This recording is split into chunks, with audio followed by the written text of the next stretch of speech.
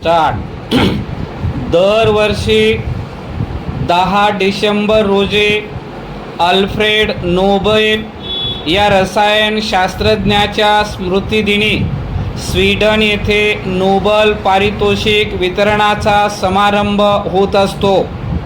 प्रत्येक पारितोषिक पात्र व्यक्तीस धनस्वरूपात रक्कम व त्या व्यक्तीचे पारितोषिक प्राप्त क्षेत्रातील कार्य दर्शवणारी परिचय पत्रिका आणि एक सुवर्ण पदक या कार्यक्रमात दिले जाते.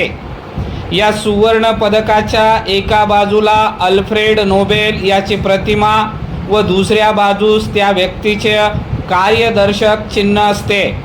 सन 1996 मध्ये या पारितोषिकास 100 वर्षे पूर्ण झाली आहेत.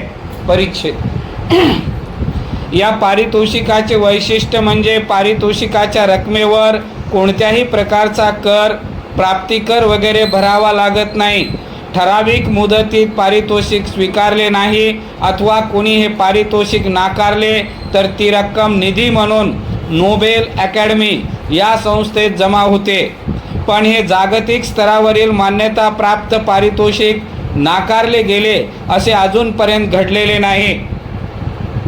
असा अवर्णनीय सन्मान मिळवून देणारे हे पारितोषिक ज्याच्या नावाने दिले जाते तो अल्फ्रेड नोबेल हा एक मान्यवर रसायनशास्त्रज्ञ होता.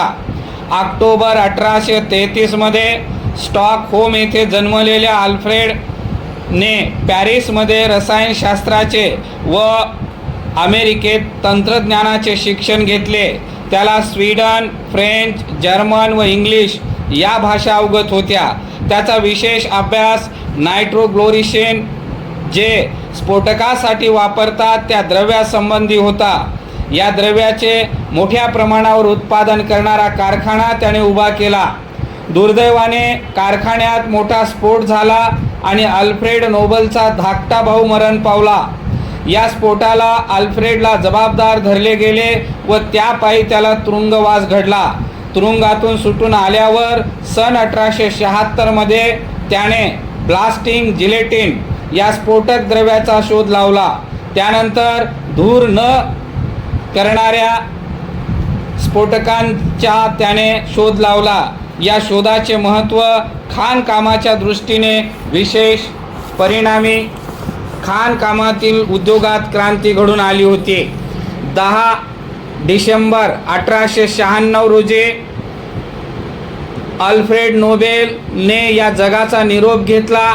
त्याच्या मृत्यूपत्रात त्याने 31 कोटी स्वीडन क्रोनार एवढी मोठी रक्कम नोबेल निधी म्हणून बाजूला ठेवली होती. ही रक्कम सुरक्षित ठिकाणी गुंतवून त्याच्या व्याजाच्या उत्पन्नाचा काही भाग खर्चासाठी ठेवला जातो व उरलेल्या रकमेतून 5 समान रकमेची बक्षिसं देण्यात येतात. ही बक्षिसे रसायन, भौतिक, विज्ञान व वैद्यक साहित्य आणि शांतता या क्षेत्रात अमोल काम करणाऱ्या व्यक्तीस दिली जातात. परिच्छेद.